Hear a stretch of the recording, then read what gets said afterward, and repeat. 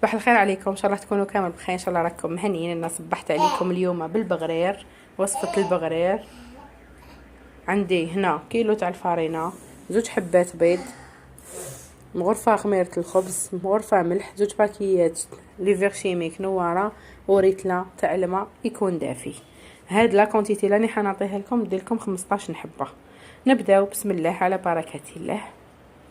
هنا ندير هذيك الخميرة الخبز، قلت لكم 1 كويير، نزيدو 2 حبات تاع البيض، ونزيد الملح، نديرو كلش مع بعض، ونزيد لهم ريتله تاع الماء يكون دافي هكذا.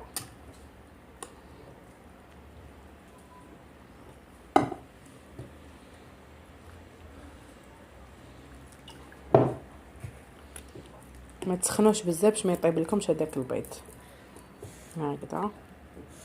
هنا عندي الباتير، نخلط كاع المكونات اللي درتهم، نخليه يخمر، و2 باكيات تاع ليفر شيميك نخليهم هما الاخرين حتى يخمر بخميره الخبز، باش نزيد لهم لا ليفر شيميك ونوريكم طريقه كيفاش طيبوه.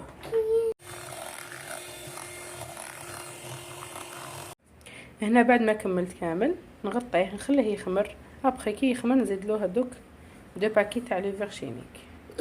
هنا بعد ما خمرت العجينه هايليك ندير لها 2 باكي تاع ليفر شيميك.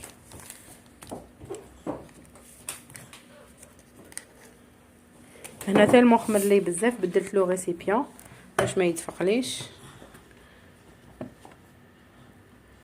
هنا شوفوا المقله كيفاش راهي بالماء، نمسحها كامل هكذا، ما ديرولها لا زبده لا زيت. كي تكون المقله مليحه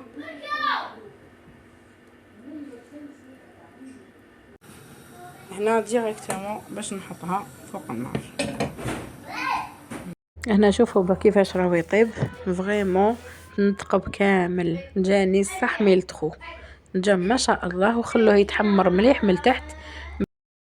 هنا لاستيس باش تبردوا المقله ديالكم، شوف ديروها داخل باسينه تاع الماء، تكون بارده من الداخل ومن برا، تمسحوها وديروا فيها ديريكتومون الحبه الثانيه. فوالا. واش رايك ماما في البغرير ديالي؟ كيفتي ما شاء الله. وليك درت قهوه لميمتي وخياتي. خير وربح. الله يسلمك تعيشي. جا ما شاء الله، نتمنى تجربوه. الله يبارك. وهنا نقول لكم شهيدكم في الجنه، ونتمنى تجربوه، واللي جرباتو تخلي لي امتي كومونتير من تحت وتقول لي رايها. صحه قهوتكم، سلام.